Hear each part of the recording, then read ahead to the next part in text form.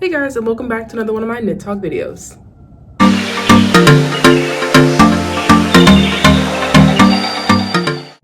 Okay, so I have a lot of whip updates and a few acquisitions that I want to talk about, so let's get started. So the first one that I have sitting right in front of me here, so it is called the Nyx Sweater. So this is what we're working with. I love this beautiful color work here, and I love this pop because it's like the yellow and the blue, so I'm very excited about this. So if you already watched my yarn swap video, you know that I acquired like about 3 skeins of this beautiful like navy blue yarn, and it was from the Isager line. So beautiful. It has like 10% cashmere. I think it's like a superwash merino with 10% cashmere. It's such a beautiful yarn. And it feels so good. And then on top of that, so I acquired 3 skeins of it for free during the yarn swap, but I had already purchased 1 skein of that same exact line, which is crazy, before the swap even happened on my trip to Toronto this summer, just as like a souvenir skein of yarn, just random, had no idea what I would do with it, and I was able to now combine it with those 3 skeins of the same exact line, which is crazy, to make this Nyx sweater. I will probably have to buy more of this, like the navy blue colorway, to finish the sweater off. I don't have enough of it to completely finish the sweater, or maybe I'll make it cropped, I don't know. But these 2 yarns are working up beautifully together. My only issue, which I'm realizing is just going to be a common theme with the Create patterns, is I did not get gauge. That is my fault completely. I don't remember if I did or not. I don't think I did a gauge swatch before I cast on. I am that knitter who thinks that I can just jump right in. And I do it all the time. But this time I caught it before I got too far. So this, I don't mind pulling back. I mean, it is a decent amount. But like I would have to just pull back from here up to the cuff and essentially just cast on with another, like pull back to the cuff here and then start it off with another needle. Because I have like a size 8 and I'm like maybe like 1 or 2 stitches off here. So I think I need to just jump up maybe 1 needle size. Maybe I should just pull back and then do the gauge swatch. I don't know. We will see, but basically gauge is an issue, but we're going to get it worked out, and I'm going to get it back together because these colors are just working up beautifully together, and I'm so excited for this to be complete. Okay, and next, I'm working on a test knit actually for Briana Arlene. This is my first time ever making any of her patterns. I actually found her, there's like a cat-cow pattern that she had that I happened to find just like randomly searching through Ravelry, and I saved it. And then from there I went to her website and I ended up like subscribing to her newsletter, just on like a random thing. I thought that the pattern was nice, and so I wonder if maybe she comes out with something else I might be interested. And so she came out with this Shanisco, I think is how you say it, sweater test knit. And so I was like, absolutely, I love test knits, although I've only ever done one, which was the Cribia, and like again, my own issue with the gauge, did not fully complete it. I ended up having to like frog it, but I enjoy the idea of a test knit, the idea that you can help a designer, perfect their pattern, and you also get access to a new pattern and get to try something new and maybe work with some different yarns you've never worked with before. So that is my favorite part. And I have the beginnings of the Shanisco sweater. I wonder if I have the, yes. Let me make sure I'm saying this right. The Shanisco sweater, which I don't know how much of this I can share with you, but basically it's a colorwork sweater. It's worsted weight, and it's made with like an acrylic wool, or for me, an acrylic wool blend, and it's meant to be worked up in, I believe it calls for a wool blend yarn actually. 100%. Oh no. Looks like she used a 100% non-superwash yarn, as well as one other one that was 100% superwash American wool. So the pattern's meant for a wool yarn, but she did say with the test knit instructions that you were able to use a wool blend if you decided to. I decided to use an acrylic wool blend yarn, and it is the brand, I've never used this, Barocco. Let me get the tag out. Okay, so it's a Barocco vintage, the worsted weight. And the colorway is Ballet Slipper. So this is what I'm using for the main sweater. And of course, it's color work. There's a lot of color work within the yoke. I think you would need 3 contrast colors. Right now, I have these like pastel-y, this purple and this blue. So imagine this is the base, and then these like purple and blue. Hopefully this will get enough contrast. I don't know. Purple and blue, and then I'm thinking about maybe throwing in this white here. I might need something a little bit darker, so we'll see as I go on. So I've done a few different swatches, but not exactly with those exact colors. So I don't know, but I am excited about how that's gonna turn out. It should be done. The test knit is calling for it to be done by like I think mid-April. So that will be done pretty soon actually. And I'm glad that it's a worsted weight. I rarely do worsted weight. I can give a little sneak peek. It has like a contrast collar, which I'm excited about. So do a quick pass because I never know the test knit rules. But I'm very excited for that to be done. A nice worsted weight sweater will be a great thing. All right, so next, one of my favorite pattern knitting projects that I'm working on is the Stephen West pattern. My very first time working on a Stephen West pattern. For a very long time, his patterns have scared me, which is the word, because they're so complicated, and I felt like it just was not going to be interesting for me to work on. I tend to be someone who I love to admire those complicated knits, but I realize that I don't enjoy making complicated things. And by complicated, I mean things with like a lot of techniques, so like cabling or a lot of color work or like complicated multicolor color work designs, any kind of like overly complicated or intricate design lines, like a basic raglan sweater is right up my alley. You know, just a little bit of color work like this. Like that's what I tend to go toward when it comes to me making it. Now, of course, what I like to see, the overcomplicated stuff. So that's why it's taken me a while to get into Stephen West's patterns. The pattern that I'm working on is called the painting. Is it painting shawl? Painting honeycomb shawl, which I'm very excited to be working on. Hopefully I'll put a better picture of it, but that shawl is beautiful. And so the whole point of me picking this pattern was because it's beautiful. And also I had a bunch of mini skeins that I figured I wanted to use up.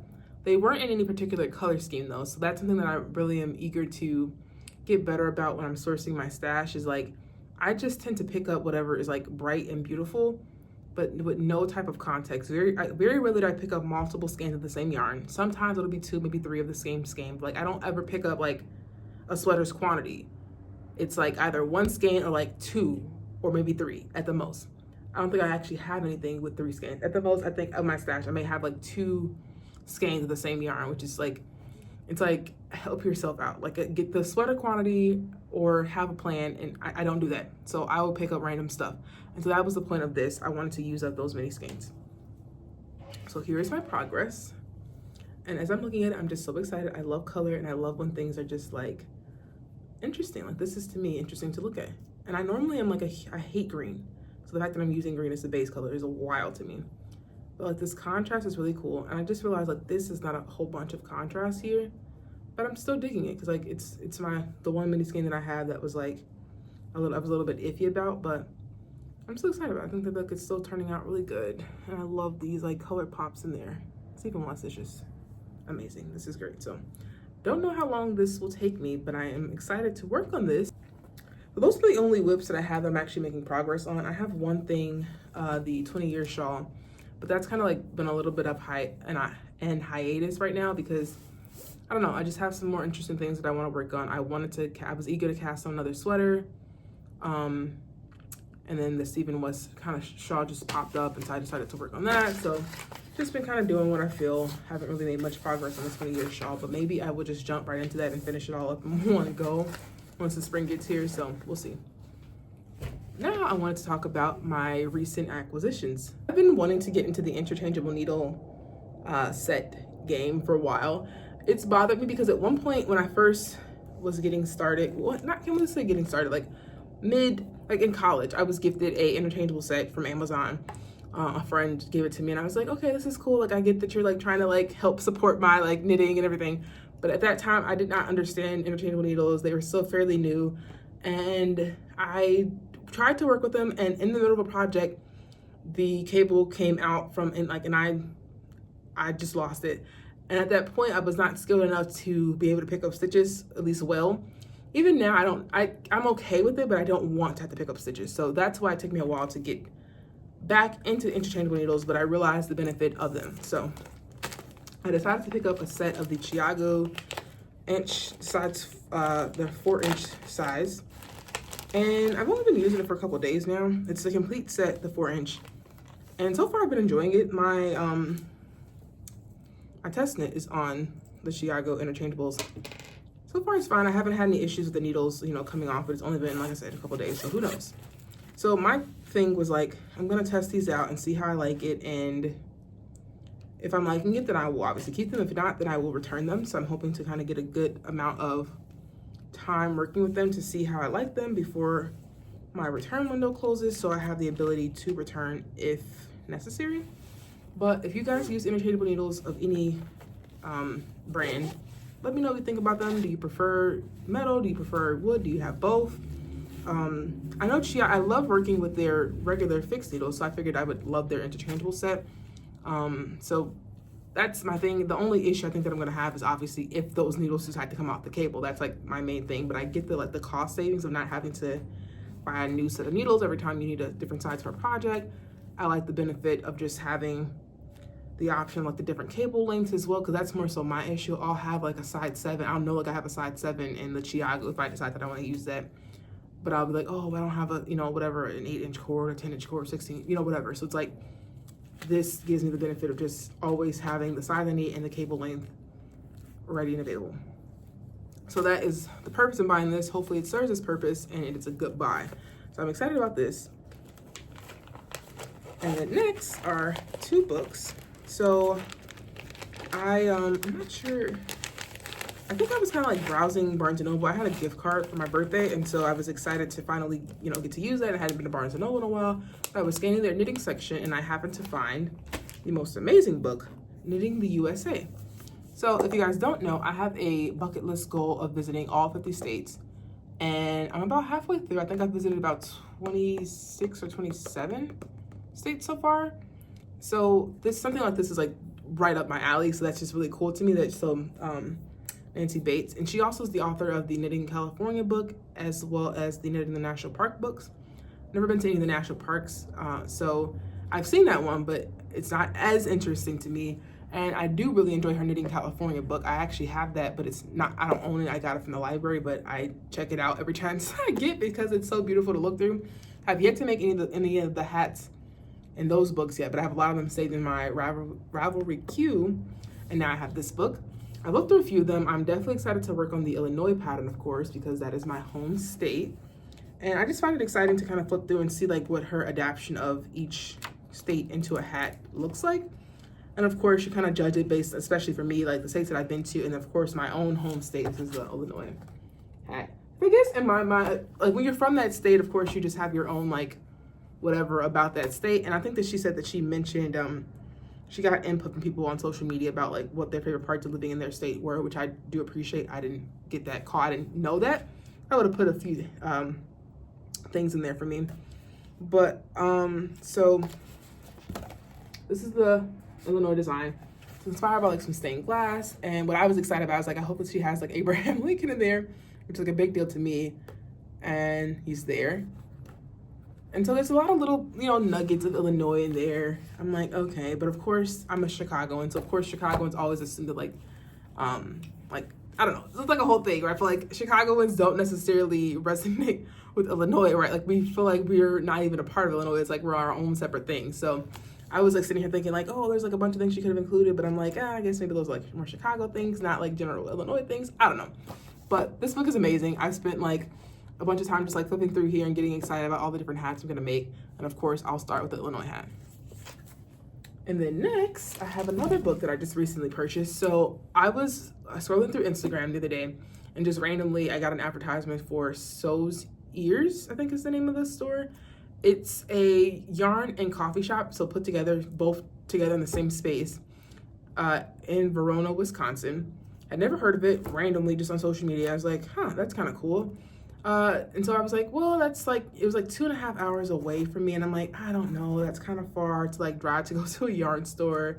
But this is maybe like on a Wednesday or Thursday that I saw this ad. And then I started following their newsletter and I was like looking at the types of yarns that they had and looking at what they, you know, were selling.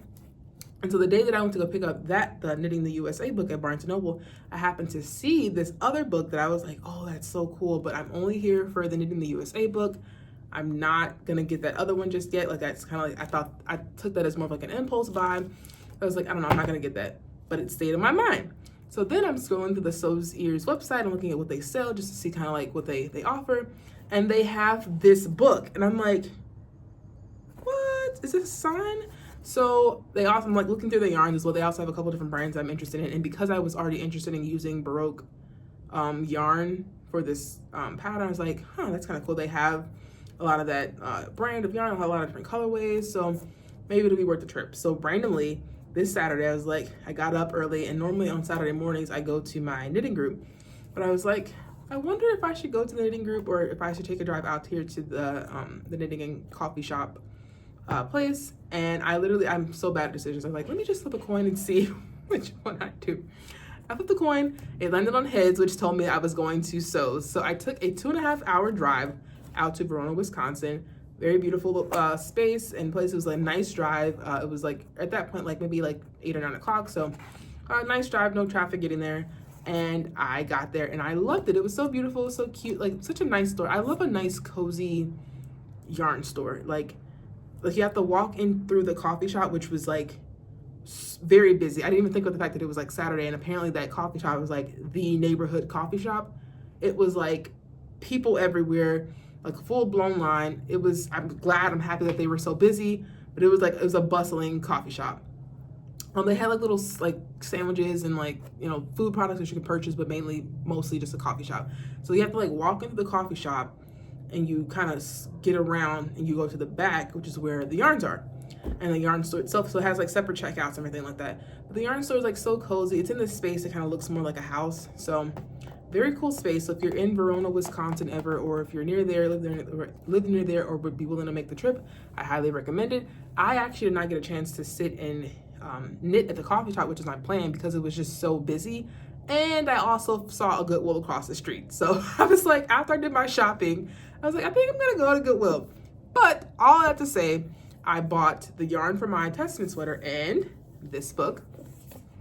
This book is amazing. Okay, so I was browsing through it at the Barnes & Noble initially, and I was like, oh my God. First, I was like, these men are so handsome, right? Like, that's the first thing. And then their sweaters are just so beautiful. And for whatever reason, like fisherman sweaters are like right up my alley. I love their designs, and I love like the Nordic, you know, style, and all of it is just very exciting to me. So I was like, this is really cool. So I started thumbing through it. And at the point when I was in Barnes & Noble, this is like a really big book, I didn't realize they had so many different kids patterns. Now, I don't have kids. I don't have a lot of kids in my family either, but kids patterns are very interesting to me still. And I think that I would like to make a few of the kids sweaters because of the fact that like it's low like risk in a sense. Like you don't have to make like the full blown sweater, maybe just make a smaller version. Maybe I can gift it or keep it or whatever. So that was just my take, but there's plenty of like adult patterns as well as kid patterns in this book. And they have like such beautiful visuals. Oh, look at that, all that texture, yes.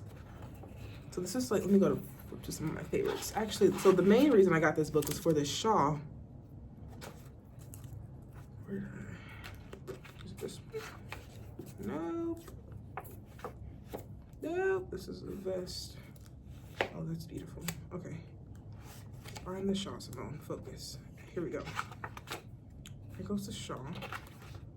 Okay.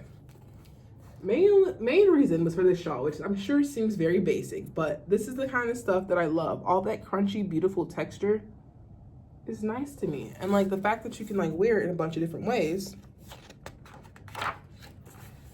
Look at that.